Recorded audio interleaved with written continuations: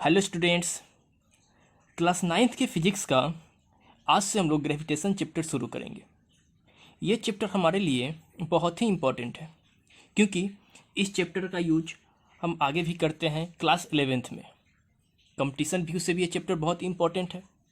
तो इस चैप्टर को हम लोग दो पार्ट में पढ़ेंगे, पहले थ्योरेटिकल पार्ट, उसके बाद हम लोग इसका न्यूमेरिकल्स देखेंगे। तो सबसे पहले हम लोग इस चैप्टर को शुरू करेंगे ग्रेविटेशनल फोर्स से। तो ग्रेविटेशनल फोर्स क्या होता है? The force of attraction between two object in our universe. यानी हमारे यूनिवर्स में किसी भी ऑब्जेक्ट के बीच में फोर्स ऑफ अट्रैक्शन, उसी को हम लोग क्या बोलते हैं? Gravitational force. जैसे मान लेते हैं कि हमारे पास ये दो ऑब्जेक्ट है, एक ऑब्जेक्ट ये, दूसरा ऑब्जेक्ट ये। एक का नाम हम लोग ए दे देते हैं, दूसरे का नाम हम लोग बी दे दिए। इस दोनों ऑब्जेक्ट के बीच का फोर्स ऑफ अट्रैक्शन, यानी ये बी ऑब्जेक्ट ए को अपनी तरफ खींचेगा यानी अट्रैक्ट करेगा, और ए ऑब्जेक्ट बी को क्या करेगा? अपनी तरफ अट्रैक्ट करेगा। ये दोनों जिस फोर्स के कारण एक दूसरे को अपनी तरफ अट्रैक्ट करते हैं, उसी फोर्स को हम लोग बोलते हैं ग्रेविटेशनल फोर्स। Gravitational force. हमारे यूनिवर्स में जितने भी प्लैनेट्स हैं, जितने भी सैटेलाइट्स हैं, जितने भी स्टार्स हैं, ये सारे एक दूसरे के ऊपर क्या करते हैं? एक फोर्स लगाते हैं। उसी फोर्स को हम लोग क्या बोलते हैं? Gravitational force. सन, ये रहा सन, अर्थ के ऊपर एक फोर्स लगा रहा है, ये है सन और ये है अर्थ। सन क्या कर रहा है? अर्थ के ऊपर एक फोर्स लगा रहा है, मतलब सन अर्थ को अपनी तरफ खींचना चाह रहा है और अर्थ सन को अपनी तरफ खींचना चाह रहा है। ये दोनों के बीच जो फोर्स लगता है, उसी फोर्स को हम लोग क्या बोलते हैं? ग्रेविटेशनल फोर्स बोलते हैं। उसी तरह से जितने भी प्लैनेट्स हैं, जितने भी सैटेलाइट्स हैं, ये सारे एक दूसरे पे क्या करते हैं? फोर्स लगाते हैं। इवन हम, यानी हम खुद क्या कर रहे हैं? फोर्स लगा रहे हैं। किसके ऊपर? अर्थ के ऊपर। और अर्थ हमारे ऊपर भी फोर्स लगा रहा है। उसी फोर्स को हम लोग क्या बोलेंगे? Gravitational force. यानी इस यूनिवर्स में जितने भी ऑब्जेक्ट हैं, वो सारी एक दूसरे के ऊपर फोर्स लगाते हैं। वो फोर्स होगा अट्रैक्शन। उसी अट्रैक्शन फोर्स को हम लोग क्या बोलेंगे? Gravitational force. तो यहाँ पे ध्यान रखना है क्या कि ग्रेविटेशनल फोर्स जो होते हैं,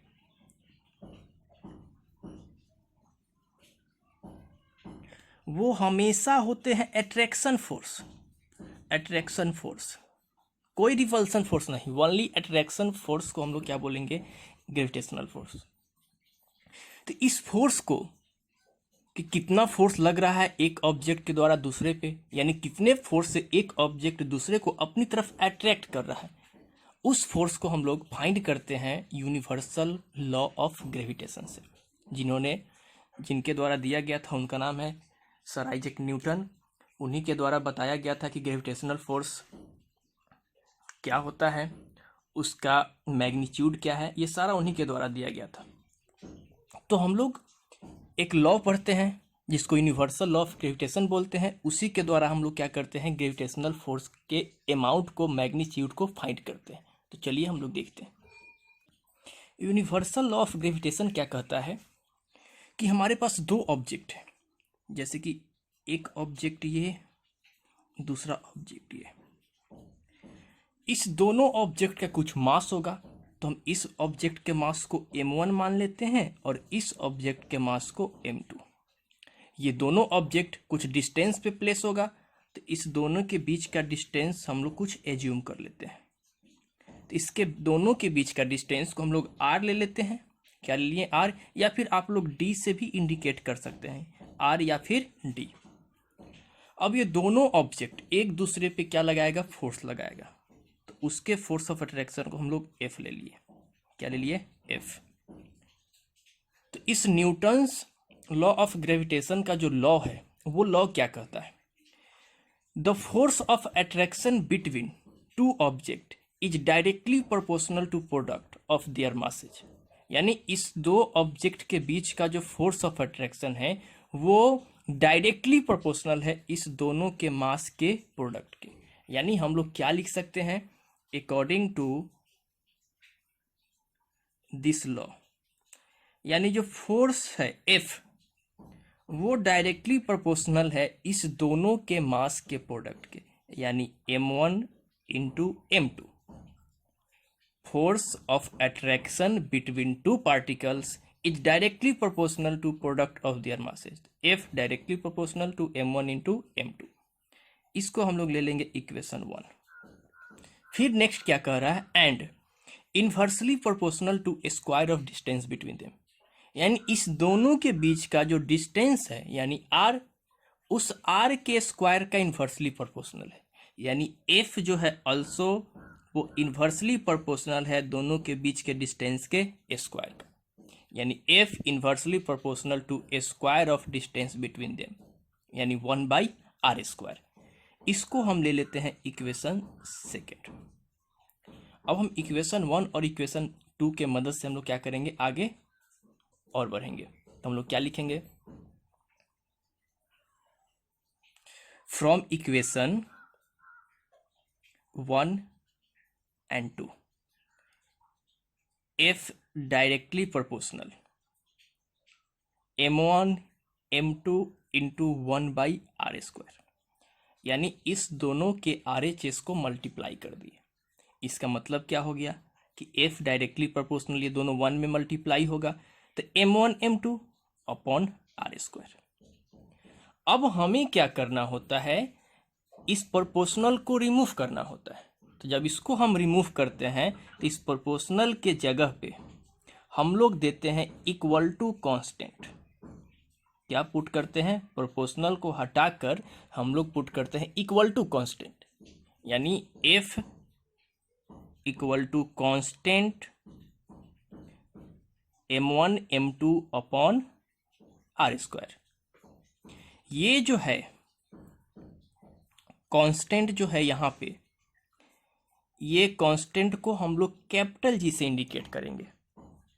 क्या चीज से, कैपिटल जी से, जिसको हम लोग बोलते हैं ग्रेविटेशनल कांस्टेंट। ग्रेविटेशनल कांस्टेंट बोलेंगे, या फिर आप लोग इसको बोल सकते हैं यूनिवर्सल कांस्टेंट ऑफ ग्रेविटेशन।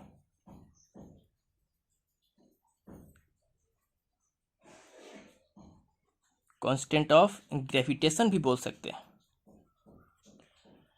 यानी हम इस कांस्टेंट के जगह पे पुट कर देंगे क्या चीज, g, यानी हमारे पास क्या हो जाएगा, f equal to g m1 m2 upon r²। ये हमारे पास एक फॉर्मूला आया, किसका, फोर्स कितना लग रहा है एक प्लैनेट और दूसरे प्लैनेट के बीच में, एक ऑब्जेक्ट और दूसरे ऑब्जेक्ट के बीच में। जहां पे जो g है उस g का वैल्यू है हमारे पास, जिसको प्रैक्टिकली फाइंड किया गया है। तो g का जो वैल्यू है उसको याद रखना है 6.67 इंटू 10⁻⁻11 न्यूटन मीटर स्क्वायर पर kg², यानी ये जो है न्यूटन मीटर स्क्वायर पर kg², इस g का यूनिट हो गया, यानी ग्रेविटेशनल कांस्टेंट का क्या हो गया, यूनिट, न्यूटन मीटर स्क्वायर पर kg²। यानी इसका जो वैल्यू आया वो वैल्यू आया कितना, 6.67 इंटू 10⁻⁻11, या फिर इसको हम लोग राउंड अप करके भी लिख सकते हैं 6.7, किसी न्यूमेरिकल में हम लोग 6.7 भी यूज करते हैं। तो 6.7 इंटू 10⁻⁻11 न्यूटन मीटर स्क्वायर पर kg², ये मेरे पास क्या आ गया, g का वैल्यू। जो कांस्टेंट है एवरीवेयर कांस्टेंट होगा, हम कहीं भी जाएंगे यूनिवर्स में ये g का वैल्यू चेंज नहीं होगा, मतलब जो वैल्यू ऑफ g है वो रिमेन्स क्या होगा, कांस्टेंट, रिमेन्स कांस्टेंट एवरीवेयर। कहीं भी जाएं इस g का वैल्यू इतना ही रहेगा, अर्थ पे भी इतना ही, मून पे भी इतना ही, चाहे सैटेलाइट पे जाए उतना ही, या फिर हम स्टार पे जाएं, सन पे जाए, चाहे कहीं भी जाए उसमें कैपिटल जी का वैल्यू इतना ही होगा, इसको हम लोग चेंज नहीं करेंगे। तो ये था मेरा क्या चीज, न्यूटन्स लॉ ऑफ ग्रेविटेशन के मदद से हम कितना फोर्स एक ऑब्जेक्ट के द्वारा दूसरे पे लग रहा है उसको फाइंड कर लिए, यानी F equal to g m1 m2 upon r²। यहाँ पे जो मेरे पास यूनिट आया है nm² पर kg², ये कैसे आया, हम यहीं इसी फार्मूला के मदद से हम उसको क्या करेंगे, फाइंड करेंगे यूनिट ऑफ क्या चीज, g, एंड ऑल्सो हम लोग फाइंड करेंगे फॉर्मूला ऑफ कैपिटल G। हमारे पास क्या है formula, F equal to G m1 m2 upon r square. अगर हम इसका क्रॉस मल्टीप्लाई करें तो F के साथ R मल्टीप्लाई होगा, यानी हमारे पास क्या आ जाएगा, और इसके नीचे 1 यानी 1 के साथ ये, तो G m1 m2 equal to F R square, यानी कि G equal to F R square upon ये दोनों इसके डिनोमिनेटर में चला जाएगा, यानी m1 m2। तो ये हमारे पास आया कांस्टेंट का फॉर्मूला, जिसका नाम है यूनिवर्सल कांस्टेंट ऑफ ग्रेविटेशन। अब इसी फॉर्मूले के मदद से हम इसका यूनिट निकालेंगे, जो कि हमारे पास क्या है, nm स्क्वायर पर के जी स्क्वायर। लेकिन आया कैसे, इसको हम लोग देख लेते हैं।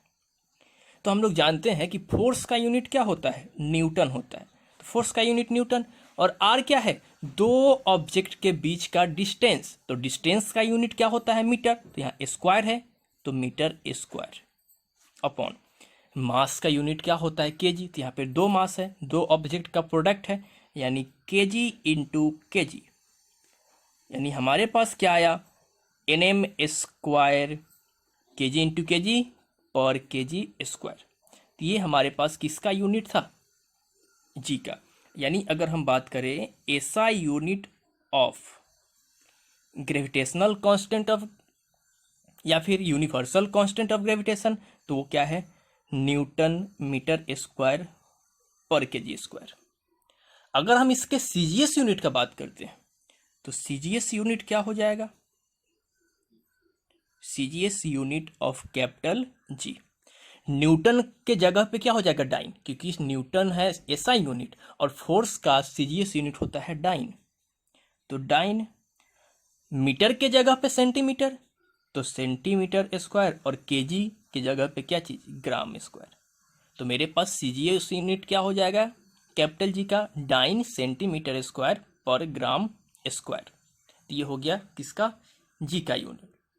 अब याद क्या रखना है हमें, एक जी का वैल्यू जो 6.67 इंटू 10⁻⁻11 nm स्क्वायर पर के जी स्क्वायर। क्यों, क्योंकि अगर हम कोई भी न्यूमेरिकल सॉल्व करते हैं तो हर एक न्यूमेरिकल्स में मेरे पास ये आने वाला है चैप्टर में जी का वैल्यू, इसलिए आपको इसको रिमेंबर कर लेना है, याद कर लेना है।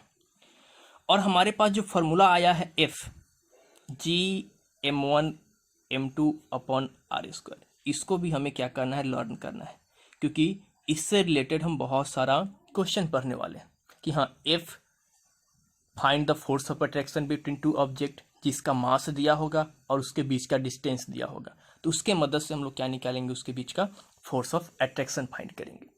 तो नेक्स्ट वीडियो लेक्चर में हम लोग देखेंगे इससे रिलेटेड कुछ न्यूमेरिकल्स, और जो यूनिवर्सल लॉ ऑफ ग्रेविटेशन था इसका क्या इंपॉर्टेंस है हमारे लाइफ में, हमारे लाइफ में इसका क्या इंपॉर्टेंस है, इसको हम लोग देखेंगे नेक्स्ट वीडियो में। और इससे रिलेटेड हम लोग कुछ न्यूमेरिकल्स देखेंगे।